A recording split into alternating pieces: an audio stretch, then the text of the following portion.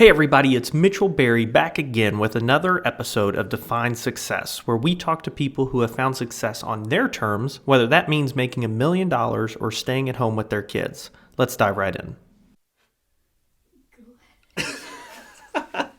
Okay, so we got Jared McDaniel. Jared, Hi. welcome. Thanks for having me. Yeah. So we'll just jump right in, but give everyone a little background on. Let's start with who you are, where you're from, and what you currently do for work. Who I am? Who you are. Jared McDaniel. Okay. Jared Scott McDaniel. Okay. Great. Social security number. Number sign. Hashtag I'm the real Cookie Monster. Okay. I don't know what that means. Okay. That's a Jimmy Fallon. Watch Jimmy Fallon? No. You should. It's Never good. have. Julie likes it. It's good. It's funny. Julie's family likes it. Like, we will watch at holidays. They bring up stuff like that, or Saturday Night Live and all that. Mm-hmm. And I hope her family doesn't watch this, but I don't. I just can't get into it. Any of the night show stuff. I just Jimmy can't Fallon do it. stuff is good because it's relatively clean for the most part. Yeah. I've never been an SNL person. No, I've never been able to get into all that stuff. Some of the older stuff's funny. Yeah. But like the current stuff, I don't know. It's just not my humor at all. Yeah. So Agreed. good reference though. Yeah. Okay. Where are you from? Born, raised Southern Illinois, about an hour and a half from here, so not too Will. far from here. Right. Yeah. Okay. Not too far from where your wife's from. Yeah. Robinson. Mm-hmm. Robinson. Okay. Robinson. We've got clients who have family in Robinson right now. Yeah. It's I a good didn't put place. two and two together. Is it? I mean, it's one side is one of the largest marathon petroleum plants in the nation. Really? And then the other side is Hershey, so it's very manufacturer based. Okay. The majority of people that live there work at one of those two places. Really? So it's a lot of middle class working families. Mm-hmm. I grew up. My dad's in oil, and so I grew up in that and just seeing that all the time. Okay. Being on a golf course, which we play often. Mm-hmm. Did a couple years of junior college there, really not knowing what I wanted to do, and then came here to Evansville because it was close, but I didn't know anybody, so that was one reason why I came here. For college. Yeah. Went to USI. Started out as an engineering major and did that for two and a half years. Stopped, switched to exercise science, kinesiology, finished that in a year. A lot of like your science classes from engineering played over into that, so like there was a lot of stuff that I could cancel out from that major.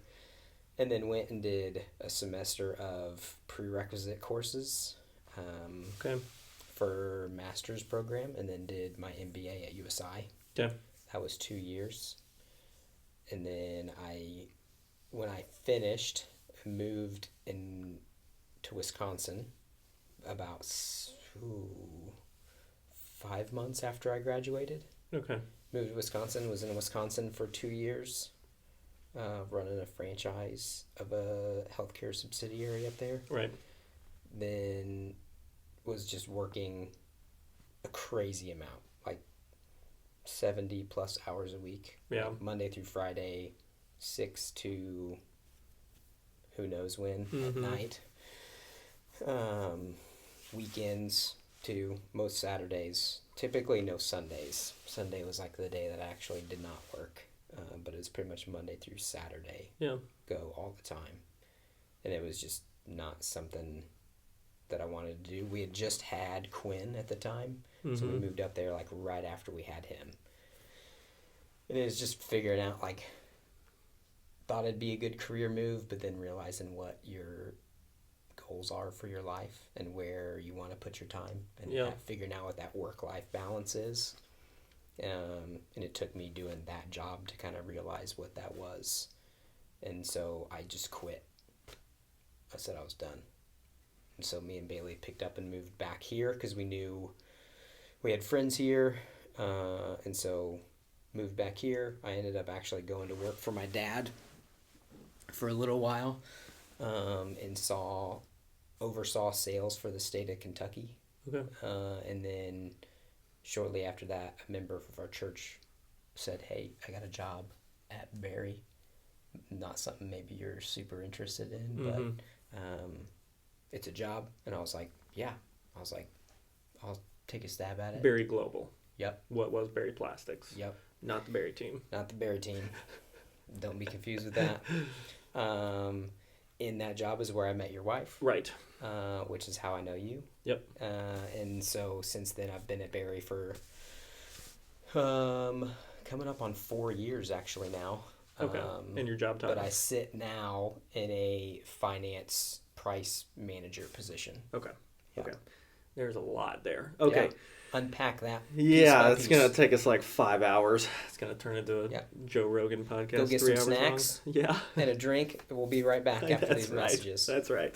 Okay, so what I'm most interested in right now, Evansville. So, like, you went to Evansville for college, left, and then decided to come back, even though you had friends here, but there's no family for either of you. No, neither one of me or my wife have any immediate family that lives here. So did you think about going somewhere else? Yes. Or even just absolutely. Staying in Minnesota? Minnesota, right? Wisconsin. Yeah. They're all the same state. The whole goal of, like, we both graduated USI. Okay. We wanted to be in Charleston, South Carolina. Okay. Like, that was like, we're going to go there. We both tried so hard to get jobs there. Yeah. And just couldn't land anything. Okay. Yeah. And I got poached by these guys to do this franchise for them in Wisconsin. And we were like, okay, well, it's kind of like the first big boy job you take when you get out of college. And so we took it and moved, and it was freezing cold. So you wanted to leave Evansville? We wanted to get out. But you wanted to go to South Carolina. We wanted to go warmer. Yeah. And we ended up going colder. Right. And so we spent a couple years there, and it was, I mean, we had a lot of fun when we were there, but you just can't do as much because it's cold all the time. Yeah. You get like 2 nice months out of the year. Yeah. So but those 2 months are probably real nice. Super nice. Yeah. Super nice. And it just, I don't know, not how we wanted to, like, live forever and be up there. Right. So we're like, well, where do we go from here? So we both had connections to ways and opportunities to pursue careers here. Right. And so we moved back here. Okay. Did you look anywhere else that time? Like, did you try and go back to Charleston that time? No. So it was basically just it was like, we're done in Wisconsin. We're just going to go back to Evansville. Yeah. So we just came back. You like Evansville? I do. That's what I think, like, our weather, you said you wanted to go warmer, and I'm right there with you. Like, we won't ever leave Evansville, but I'd love to snowbird like an old lady down in Florida or Georgia or whatever in the winter, because it's so hot and humid in the summer, and it's so cold in the winters. I mean, neither are terrible, but it's just such a swing, and I guess it's nice having the seasons, but that's what we've done pros and cons on Evansville, and the con has been the weather. Like, you get 2 weeks of nice weather, where there you got 2 months, and then the rest was real bad, where I feel like we don't get real bad, but we don't get great. Yeah. Which sucks. I mean, I think that's just the Midwest, and you grow up in it, and you grew up around here too. Yeah. And it's, there's like second winter and third winter, and we're in it right now. We're in it's like probably third right now. Yeah. It's March, and we have a week of where it's 30 degrees. Yeah. And that's just whatever. But yeah, I mean, the summers here are great. It's hot when it's supposed to be hot for a good amount of time. Fall is great. I love fall. Yeah. Up north, fall is like a week. Okay. Here, fall is like months. I don't know. I disagree with you on that. Which is great. The change of leaves. You watch all the leaves change. The leaves fall. Yeah, the leaf part of it is months. Temperatures. You're out in your backyard having a little campfire action. I feel like it goes from 70s, 80s to 20s. I think you've got 2 weeks of fall. No, it's longer than that. Okay, we're going to have to discuss that later. But it's the same with spring. I feel like last week it was 70s. This week it's like 30s. Yeah.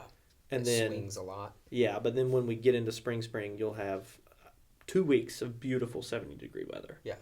and then it's going to go to 85 and 90% humidity. Yeah, which is fine. Great. I love it. I'm glad you do. But I mean, on like, so aspects of the weather, used to that. Totally cool with that. Wanted to get out of the Wisconsin cold stuff. Sure. But I grew up super small town. Right. And we lived in Madison. We were in Wisconsin, which is massive. Yeah. Massive. And I'm, so like coming from a town that's like 7,000 people. Yeah. I came here to college, which was kind of a very big step up. Right. Just in population of people and size of the town. And to me, this is a good sized town. It's great. It's small town life in a big town. Right. Bigger town. Yep. Which is nice. Yeah. That's what we say all the time. Because that's Julie. Same with, I mean, Julie especially, because hers is, what is it, she was smaller than my town. Yeah. Up. It's like real small. And then mine, Henderson, I mean, it was right here, so we got access to Evansville. Yeah. But still smaller town. Yeah. I think, what, 30, 40,000 people probably. And so, yeah, it is. Like, you can go into a restaurant here and see someone you know. Mm-hmm. But at the same time, you've got concerts and good food and all these opportunities. Which is nice. Yeah. And it doesn't take you... When we were in Wisconsin, it'd take me 45 minutes to get to work. So it's like, I've got an hour and a half commute every day just to get from where I live to where I work.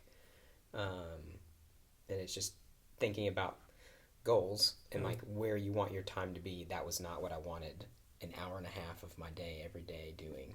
Driving from where I work to my house and back every day. When it could be spent sitting down doing breakfast with my kids or... whatever, watching a movie with my wife at the end of the day or whatever it is. Right. Yeah.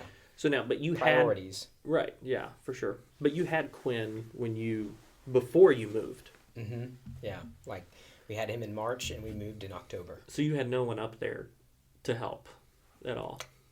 How was that? Goose egg. I mean, it was similar to how we are here, but we're close here. So like my parents are an hour and a half, and all of Bailey's family is in Indianapolis, so 3 hours. Right. They live out kind of on the northeast side of Indy, so it's like we had people close. If we ever needed anything, you could get there in a day and then still come back in the same day if you had to, because there's been many times where we've done stuff like that where you like meet halfway, drop your kids off, come back, and so you're gone maybe 3 hours max if you do halfway to Bloomington and back, or an hour and a half to meet my parents halfway and back. And when you're in Madison, Wisconsin, it was a 7-hour straight drive just from Madison to Indy. That's if you never stopped. Right. So it's like when you have, at the time, an 8-month-old or a 1-year-old, you've got to make stops every couple of hours or something, to either feed or just get them out of the car because they might be cranky or something. So it turns that 7 into like 9 or 10. So it's a whole day thing just to get from there to her parents, who were closer at that time. Mine were even further. Yeah. So yeah, it does, like aspects of going and doing stuff. Your kid comes with you everywhere you go.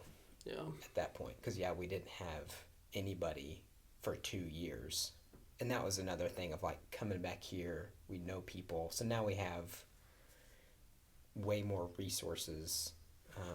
Because of friends, and I mean, you could call them pretty much family at this point.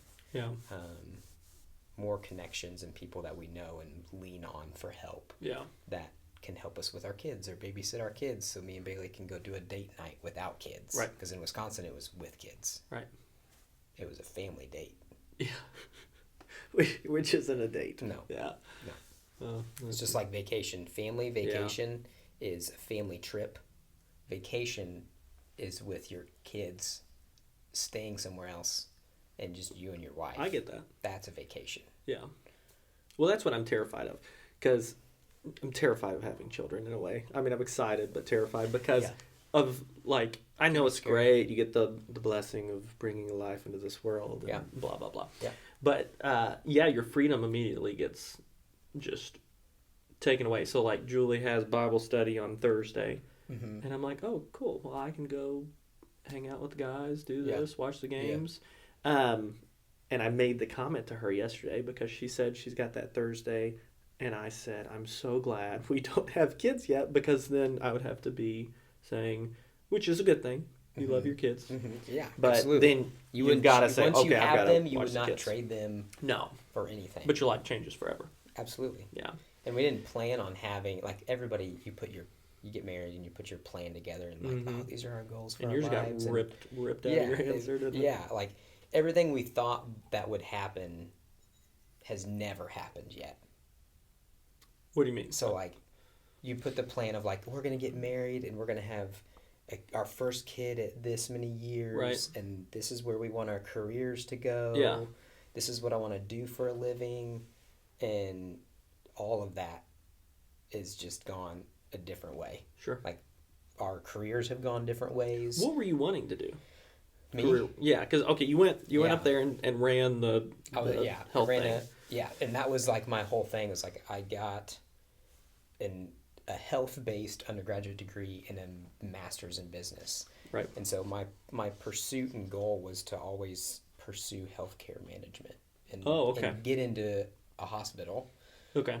And work my way that way and have the goal of becoming a CEO of a health system someday. Yeah, and you went a completely different direction. And I've gone a completely different way now. I work for a multi-billion-dollar plastics manufacturing company in finance. Yeah. And I love what I do. Yeah. And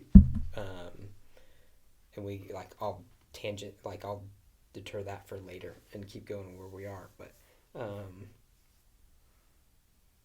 and Bailey has always wanted to be in events, and she's pretty much always been in that. Yeah. But aspects of like weddings and corporate events and stuff like that, she's not now. Right. And now works for our church. And so careers have gone all over the place. Plan was to be married for 3 years. Yeah. Or more, and then have kids. Found out we were pregnant after year 1. Yeah. Like literally on our 1-year anniversary, she goes, "Oh, I'm pregnant." And I was like, "Holy smokes, okay." Here we go. Yeah. And it's aspects of like God takes care of you and leads you down the path that He wants you to be on. Yeah. Because there's been a lot of growing and leaning on one another in me and Bailey's relationship. Right. That's been really good. And so it's just kind of reassessing what your goals are, because it changes over times, and especially when you have kids. Right. But like once you have those kids, like I said, I was like, I would not give as frustrating as kids can be sometimes. Like once you have them, I wouldn't change. Sure. To be like, oh, because like Lake would have been our first, whereas Quinn's our first. Right. Like that would have been our timing. Yeah. It's like we wouldn't have Quinn and Lake. It would be some other kid in my mind. Like, right. That's how I work through that. And it's like to not have the memories that I have with Quinn. Yeah. I wouldn't give those up for anything. Yeah. Nothing. Right. So your mind will change. Yes. And it's like that's why we host so much. Right. Because it's like everybody come to us because we have kids. Most of our friends don't have kids yet. Put the kids to bed. And we can put them to bed and then we can do whatever. Right. And it's just at our house. But then it becomes difficult when everyone has kids. Yes. Yeah. Yeah. But yeah, I mean, I can see, obviously, they're a blessing and that changes your life. Yeah. And absolutely. Whatever. But yeah, it is neat to see how things get put together, though, because that's what I've said before. Usually you don't see it until the backside, right? Like in the middle of it, you're like, this is so stressful. Why is this happening? And for me, that's, been taking this job, and then it leads to this other job, and then you're in that job and you're like, well, I want a raise, so I'm going to apply for this job, which ends up being the job you take. But on the back end, and you look back, you're like, this is so well planned out, even though it wasn't your plan. You know what I mean? You've got, it's definitely cool to see how God works through that with making everything work together in the long run. But it's tough in the moment to be like, why the heck is this happening? Like me getting into Barry is a guy I knew said, hey, here's this job, got it. And then I ran into a guy who I got my master's with. Okay. And through he's now become like this mentor of mine within the company. And it's like, I wouldn't be where I am now if it wasn't for me getting my MBA, meeting that guy, being in, like, there's so many things that have to come together to put me in the spot that I Right. am. Which is, I mean, and I enjoy every day that I work. And I mean, we were talking before this. It's like, right now I'm working a lot. right. And that happens from time to time. But when you enjoy what you do, is it work? Okay, so we had this debate the other day, and I think it was on Emily's podcast, but I said that the statement, if you love what you do, you'll never work a day in your life, and Yeah. I said bull crap, because at the end of the day, it's still work. Well, Like you could say that everything's work. You could, yeah, Like chopping wood to be able to make a fire. sure. Which so you can enjoy it, but it's still work. Yeah. So that's what I'm like. I guess my point with it is there's so many people out there who have this vision in their mind growing up of, I want to find a job that I absolutely love so I don't have to work a day in my life. When I'm saying it doesn't exist. They want large amounts of passive income is what they want. Yeah, and then even then, like, what's actually passive? Mm-hmm. Something always takes work. Yeah. And so I think it's just the realistic side of, you're going to have to work and it's not always going to be fun. Mm-hmm.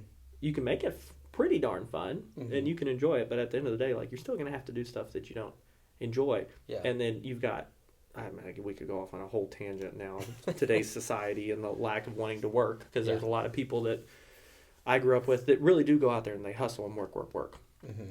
And then there's other people who don't, but they don't complain. That's the other thing. If you're happy with where you're at and you're not working a ton of hours to change that, but you're content, then that's fantastic too. But it's the people who don't work and think everything should be handed to them is what gets frustrating for me. And I think it's partially this idea of, well, if you love what you do, you'll never have to work. So then they're constantly searching for something that's not work, when that's what a job is. Yeah. But if you love what you do, it makes that a lot easier. You'll still have those moments where you're up last night till 1 a.m. working, which I'm sure you don't enjoy. Yeah. Staying up to 1 a.m. and working, but you enjoy overall the majority of your time. Like the tasks that are involved in my job, I enjoy them. Yeah. So there's never a day where, like, I wake up and I'm like, ugh, I gotta go to work today. Yeah. Because it's ever evolving. It's like I've been in this role for 2 years, and it's like I'm still learning. And because I'm surrounded by people that have been in this realm of this company for 20 plus years. Yeah. So it's like they are masters at what they do. Right. And I've learned a lot of them. There's probably been a handful of people that have actually retired and phased out over the 2 years that I've been a part of it. Yeah. And so there's these even newer people coming in underneath me. But it's cool to learn from them, because eventually all those people will be gone, because a lot of them are kind of very advanced in their career and towards the end of it. And it's ushering in the younger people. And it's just cool, because to always be, like, developing yourself, making yourself better, growing, that just also just being, like, a goal of mine, because I, like, as Bailey always says, like, corporate America is Jared. Yeah. Because, like, I think ever since the beginning, it was like I wanted to climb the ladder to get to that CEO position. Right. But through meeting people and having experiences, understanding that that's not all it's cracked up to be. Right. I think I was pursuing the prestige that it offered. Right. Not thinking about what the implications of being in that role would have on myself or my family. Right. My, like, I don't know, aspects of, like, working 80 hours a week or whatever. And, a lot. And not wanting to do that. When I was in Wisconsin, I met someone who was a CEO of a company who actually stepped down because he was like, and he had been in it for a while, like 8 years or something like that. And, like, as soon as I had kind of caught wind of it said, hey, can we grab coffee? And I was like, this is literally, like, you are in a position that I want to pursue in a different career path. Yeah. Still, it's CEO. And I was like, why? So getting his advice, coming from another Christian guy that has kids, that's married, to hear him say it's not all it's cracked up to be. Yeah. I was like, whoa. Yeah.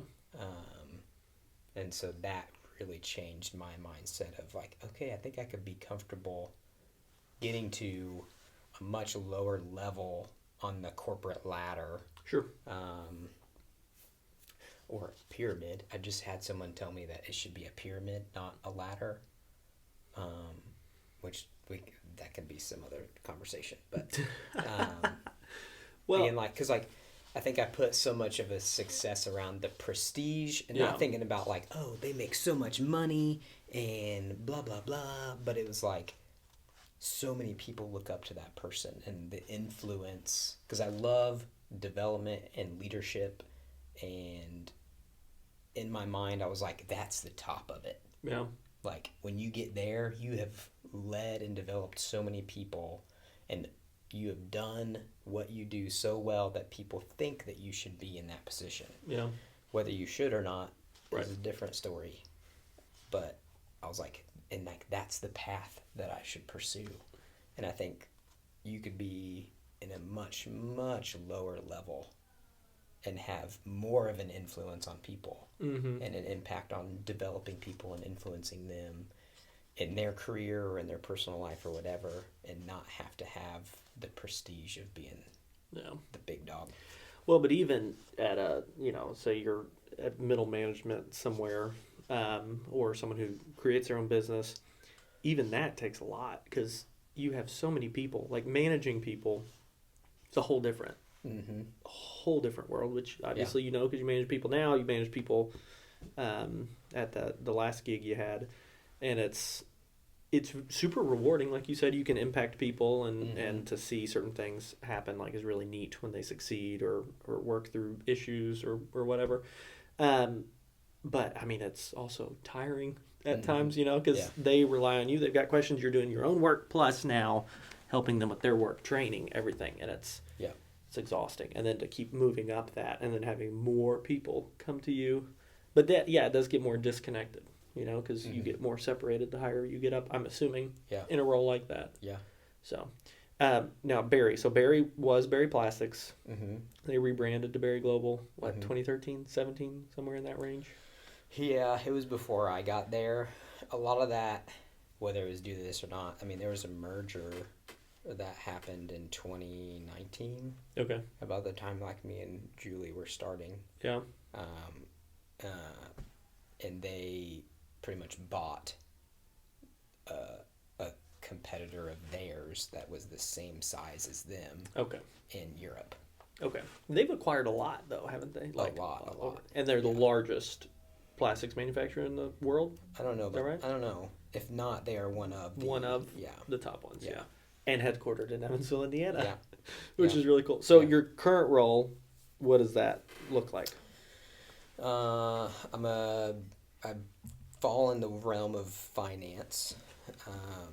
My title is pricing analyst manager. Okay. So what I do on a day-to-day basis is I have 5 product lines from an engineer material division of Berry that flow up through me.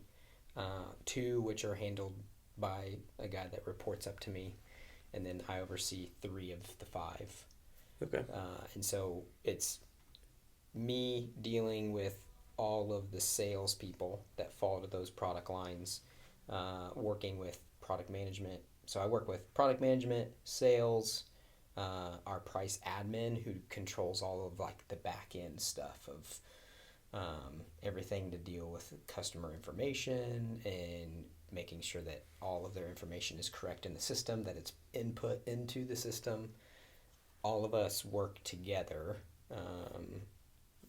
exclude price admin, sales, product management, me, and coming to a conclusion of like, this product should be sold at this price. And then making sure that we as a company make profit. that we're not selling products to the market that is super inflated for the market that it's about to go into, or super deflated for the market that it's going to go into, making ourselves competitive to other companies that are doing the same thing we are in the same market across the U.S. and Canada. That's what I do.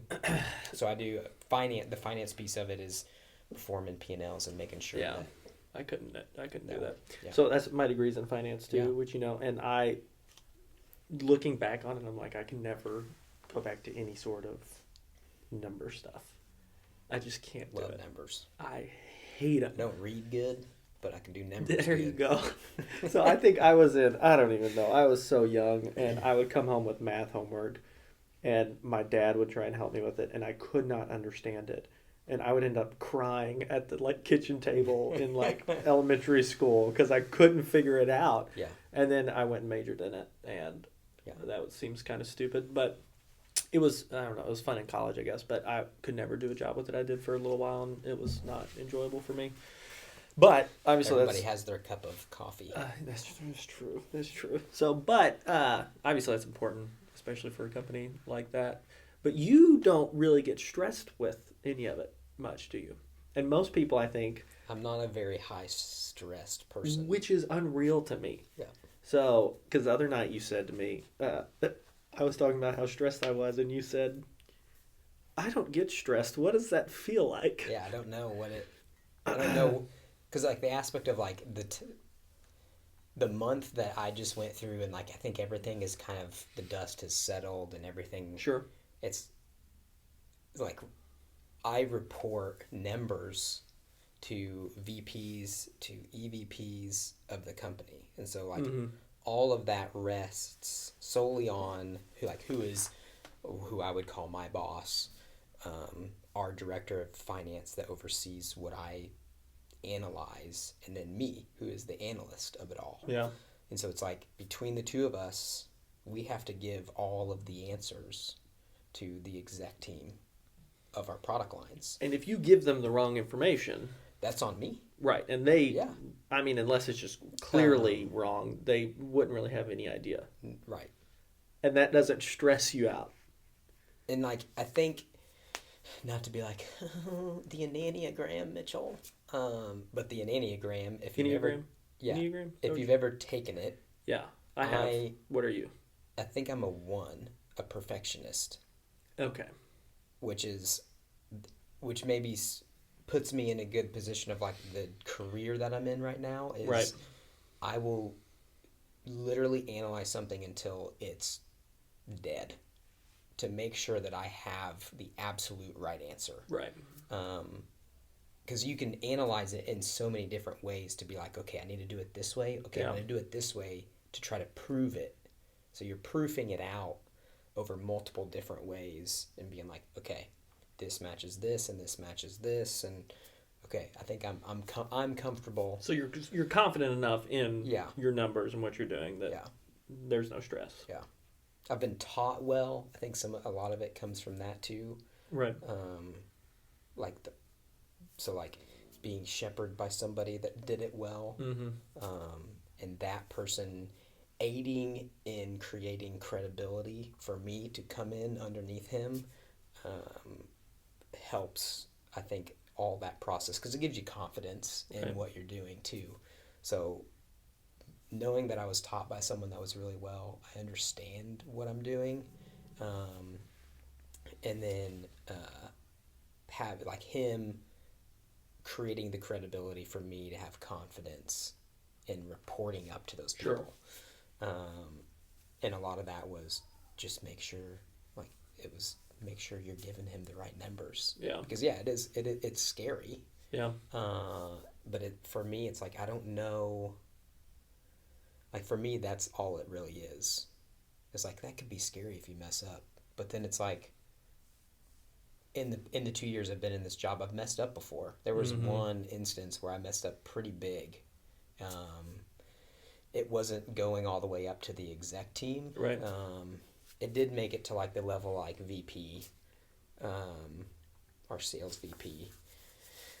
But I went back to our product director and said, hey, I messed up.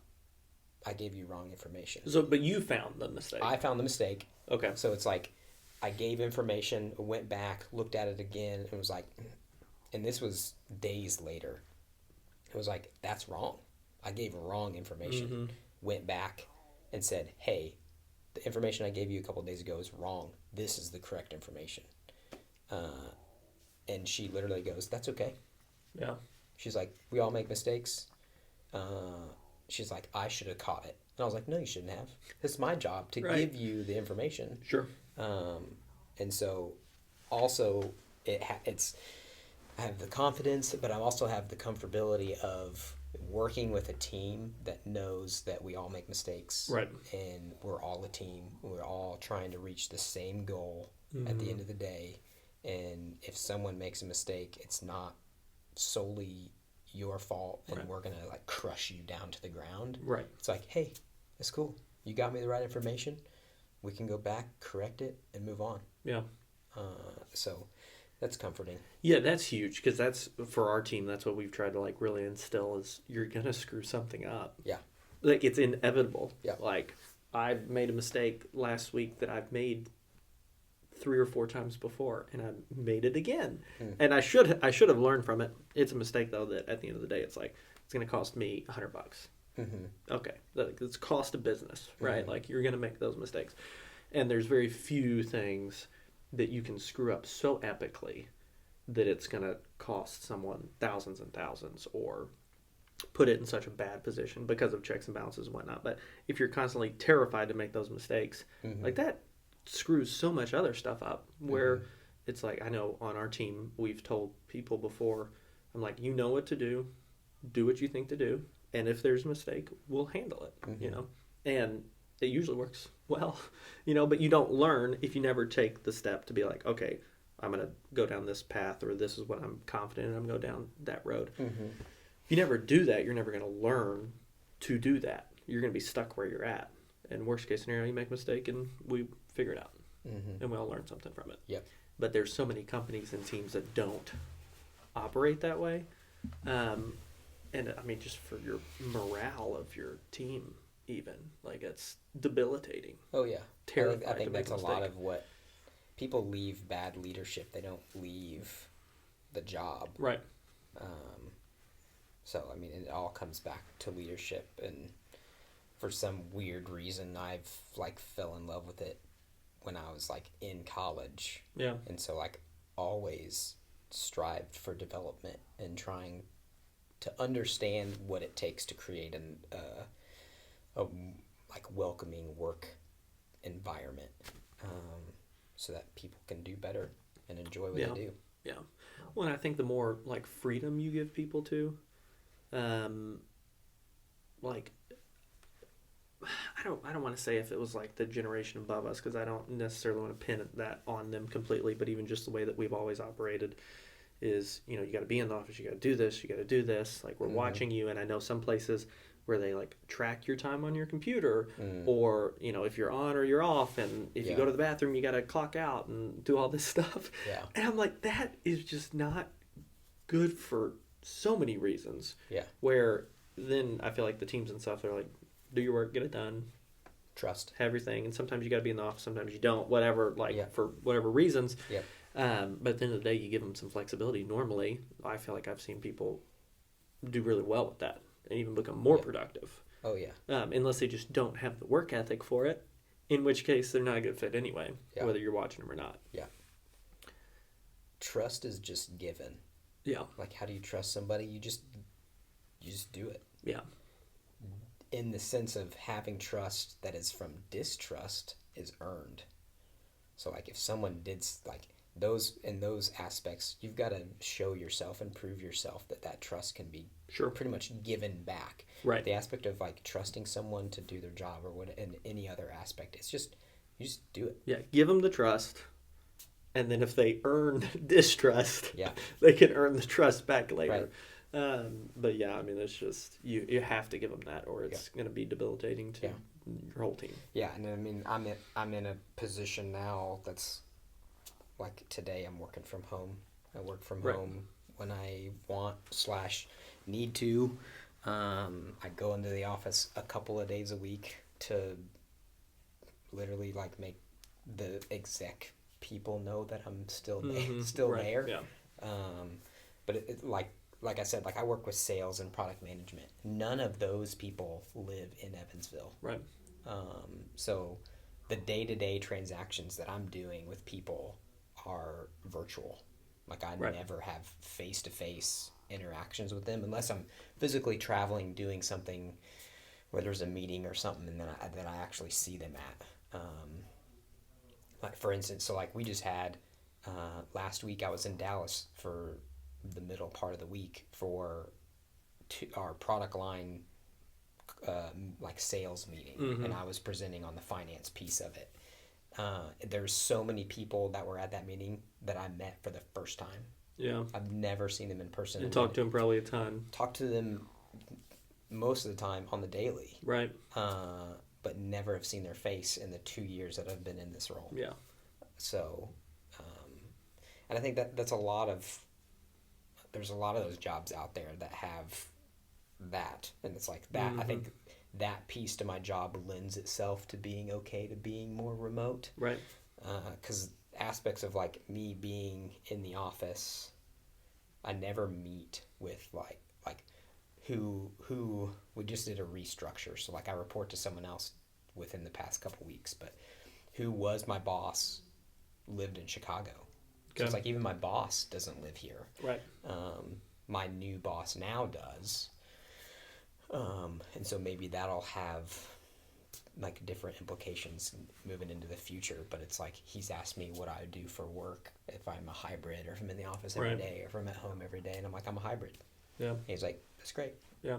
Well, not to we're mention, fine with that. Like it also from like the leadership side or the boss side of it, to like micromanage someone is so, in my opinion, stressful. Because again, you're doing your job, to have to look over someone's shoulder constantly. It's exhausting. And then the more people you manage, the more people you're going to have to micromanage. And you spend that much more time on each and every person to double check everything they do. Like, it's terrible for everyone. Yeah. I will not do that. And if I do, my team has permission to smack me upside the head and say, why are you micromanaging me constantly? Yeah. So, but yeah, I think over time, I mean, you've already seen that shift, I feel like, in jobs, and I think it's just going to get more so that way over time. So, well, okay, childhood. What was your childhood like? So it was in Robinson, small town. I know you love to golf. What was it all like? As cookie cutter, probably as you can get. Okay. Especially when you compare it to my wife's. Yeah. And what hers was. Right. So I mean, grew up in small town. Yep. Midwest. Do you have a white picket fence? No white picket fence. It was a wood stained fence. No, that's close enough. But it's like I have an older brother. I had one older brother, no other siblings. I grew up in a Christian home. My uncle's a pastor. My grandpa was a pastor. We attended the church that my grandpa was the pastor of growing up. Right. My summer daycare was golf camp. Okay. So like after like, and then when you're in school, my grandparents we were in the same city as my grandparents. Like my grandma or grandpa would pick me up from school. And I would go to my grandparents' house after school until mom or dad could come pick me up. Yeah. Like my grandma had an apple tree in the backyard. It's like you pick apples and you're back there playing. You pick an apple and you just eat it. And like when I say cookie cutter life, it was literally cookie cutter. It was very similar to mine. And I think we both had a similar upbringing there. Like in my there's, I know, like, not to go, like tragedy or whatever. Like, luckily my high school didn't have any like tragedy or accidents or anything the 4 years that I was going through high school. Oh, wow. And I mean, I know that is pretty rare. And even for like my high school, I mean, there had been stuff in the past, but the 4 years that I was in high school, like we never lost anybody to anything. So it's like I never experienced any of that. yeah, like my friends all stuck around. Yeah. Growing up, like my friends that I grew up, like my best friend, and like I don't know this, but this is the story that is told to us from our parents, is like my best friend growing up, his parents brought him to the hospital to see like my mom and me, because he's like 6 months older than me. Okay. And it's like we were friends from like for like literally Right. forever. Right. And I mean, I don't talk to him as much anymore. He lives in Houston. Shout out to you. Won't name drop. Okay. Yep. But it's like whenever we get together, it's like we've never been apart. Right. So Yeah, that's cool. but yeah, and then you can flip the coin and you could go down the rabbit hole of like what my wife's upbringing was like. Right. And it is A lot different. yeah, it's the other side of the coin. Right. Yeah. And yeah, I don't. Opposites attract, I guess. Yeah. That's mine was probably very similar to yours. And yeah, grandparents would pick me up from school occasionally. The only issue I had with that is my grandpa would pick me up and he'd say, "Where do you want to go eat?" And I'd go, "McDonald's," like every little kid. He'd go, "How about Wendy's?" Every time. He would never take me to McDonald's, always to Wendy's. But it was the same thing. I think they had some, I don't think it was an apple tree, but I think they had something too. Yeah. Drinking water out of the hose. Yeah. Yeah, same old. Grandparents had a camper. We'd go camping on the weekends. Yeah. Like, yeah. So do you feel like a lot of who you are today, your work ethic and thing was instilled in you as a child through your family, or was it like a learned thing post leaving the house? Mm-mm. It was my dad. Okay. 100%. And I've actually had this conversation with him before, because I came to like realize this probably about the time I was finishing my master's, but I told him, I like kept it a secret for myself for years. Yeah. And like just told him maybe a year ago that I give him the credit for my work ethic. Okay. So it's like my dad runs an oil systems and water systems supply company in the Midwest with like 15, 16 locations or something around the Midwest. Okay. He's been in that company since he was like 19. So it's like he's got 40 plus years in the one company. So like I see commitment. Mm-hmm. He works hard. But he also takes time for his family. And I mean, through his commitment, that company has treated him really well. The guy that owns it now is one of my dad's good friends and like has treated my dad super well through the years. So like that was where like my first job was working at that company. Okay. Sweeping floors, picking orders for people coming into the store. But it was a summer job. Oil field stuff in the middle of summer sucks. Yeah. It's not fun. Right. But I think through that and like me understanding of his role in the company just was like, I need to be respectful of that. Mm-hmm. And some of that is the morals of being raised up in a Christian home and being like, okay, I need to respect my elders. Right. Showing my dad respect for me being someone that works now in the company that his life is built around. I need to be respectful of that, and I need to work hard. Yeah. And I think just through that process, it just kind of lends itself to be like, there's rewards at the end whenever you do work hard. Yeah. That had to feel really cool for you to tell him that too. Yeah. Like that, I can only imagine if your kid credits you with something that big. Yeah. Like, because in this is a moment of like, so like I mentioned earlier, I worked for my dad just like 3 or 4 years ago, right, as an interim between the Wisconsin and Barrie, and whenever I got that job and then got an offer from Barrie to go do that, I said, Dad, I need dad advice. I don't need boss advice. And so I was like, this is an opportunity that's presented itself to me Mm-hmm. do you go work for a $14 billion company, or do you work for a 15 location Midwest small, pretty much wholesale company? Right. And I was like, this is where I need you to be my dad, not my boss, and advise me on what I should do and what I should not do.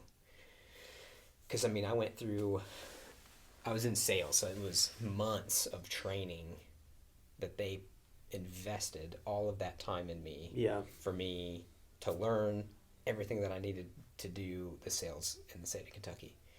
And then for me to complete all that training, work for him for a few months, and then say, hey, I'm out. Thanks for all of that. Right. I'm going to leave now. So like, I didn't know what to expect for him to say, especially because he's been with that company for 40 plus years. Right. And so like, I'm sure part of him was excited for me to join the company, as I know the owner was, because I've known the owner my entire life. He's got a kid that's my age that we grew up together, and it was like we'd go out to the ranch and hunt and fish and ride four-wheelers and do all kinds of stuff growing up. And he was so excited to like have me come in, and it's like I never had that conversation with him of like how did he feel me leaving, but it was like my dad said take it. And so it meant a lot to me for him to say that, coming from the position that he was in. Well, yeah, and if he's been there that long, he obviously loves the company and believes in the company. So I'm sure there's a piece of him that is like, if you stay here, there's a great opportunity here. But yeah, I mean, that's got to be tough to separate the two out. Like, I can only imagine. So is there someone that you've looked up to? Obviously your dad. Is it just him, or is there someone else that you've looked up to as like, this is the person that I see as successful, that if I could model my life after to an extent, this is who I would kind of try and recreate a similar life? I mean, the aspects of like telling my dad, like I thanked him for the discipline in my life and the work ethic, and I've seen my dad be a Christian. I've seen my dad be a father, a husband, and all those things, and just me trying to make sure that I emulate those things in my life. Right. The aspects of like my dad is to me successful. Absolutely. And all of those things. The one thing that I would add to the aspect of like being a great dad, being a great husband, having great relationships, and like having work that you love is something I learned, like 6 years ago. And it wasn't labeled as this is what success is. Right. But going through it, I was like, to me, that is success. And it is, the concept is, what is your Disneyland? Okay. And so it was a workshop that I attended, and it was like hours of going through. It was with like a life coach. Like it was a company that did life coaching, and they just sat you down, and there was workshop after workshop after workshop, and all this stuff that built up to the end of it, where they came together and said, "What is your Disneyland?" And to me, that is the aspect of like, okay, what is success to you, and where does that lead you? Not that it's like, oh, for me, success is like making $100,000 a year, or whatever. Is that something that maybe flows into what it takes for you to have your Disneyland? Sure. Maybe it's less than that. Putting the picture out there of like, this is what my Disneyland is, it helps you figure out what all those pieces to the puzzle are to make you get there. And so mine is to someday own a lake house and a boat. Okay. To where at any point in time, friends, family, whoever, if they want to use it, go. Yeah. Cool. If I'm not there, cool. Use it. I don't care. Right. But also it's a place where my friends and family can be and I can be, and we can have a blast and have fun, and maybe like holidays are spent there. Yeah. Or whatever. Because for me, that is what success would be, is just spending time, having a place set aside where it's just always good memories. Yeah. And that's what I would just hope to have someday. That's cool. Yeah, and I think, because, like, okay, the 100,000 or whatever this thing is or that thing is helps get you there. Yeah. We've talked about with some of our team your why, kind of. And because we've had some people say, well, I want to make X amount of dollars. It's like, okay, that's great, but why? Why do you want the X amount of dollars? What does that afford you? Yeah. And yeah, to some people, it's like, oh, it's the lake house Yeah. that I can do this and spend time with my friends and family at. Yeah. And for other people, it's like, well, I just want that much money so I can throw it into retirement and stop working at a younger age and spend time with family. Yeah. So I think it's really important to like boil that down, and so many people don't. But then when you are at work, working away, grinding away, building your business or whatever it may be, if you can't, in your mind, if you're like, oh, well, I want to make $100,000, there's no incentive. You know what I mean? Like, there's no emotional tie to it. That's why people, I hate vision boards. Just like having the goal of like, I just want to make $100,000. Right. There's no thing to it. That's why people do vision boards, is because it's the why behind it of, I want this or that or this freedom. Which is huge. So yeah, that's neat. That's a neat one that I haven't heard before. Yeah. See, I've just learned so much about you today. Go home and just like think about what would be your Disneyland. Yeah. And you got to think about it every single day, though. Like if you're on track and you're having to actually like really grind or hustle for it. Now, if you're content with where you're at, then you're good. Yeah. But if you're like it takes this amount of work to get there. You got to see that every single day, you know, and that's why people, tape stuff up in their showers or on their mirrors or whatever, because it's like every day you see. Yeah. That's why I'm doing this. Yeah. Yeah, it's goal. A lot of the Disneyland piece is goal setting. So it's like there's goals that I have to achieve in my life, or milestones or a checklist or whatever you want to call it, that you've got to do those things to be able to get there. Yeah. Like, for me to have the house that I have now, but also have a second house that's on a lake, to have a boat, to have a vehicle that pulls the boat, there's a financial piece to that. So, like, part of that goal has to be, okay, I gotta, like, whether it's like, okay, I need to be debt-free, I need to make X amount of extra money to be able to afford these things so that I can do that. I also need to have a career that allows me time to have a good work-life balance, to where I can actually spend time at the place, on the boat, hanging out with my family and friends. Yeah. So there's pieces to all that have to come together to allow for that Disneyland to even happen. Yeah, that's cool. I like it. Yeah. Well, sir, thank you. Always nice hanging out. Welcome. Thank You're you. going to be famous now on the Barry Toombs podcast. Create your Disneyland. That's right. All right. We'll catch you later.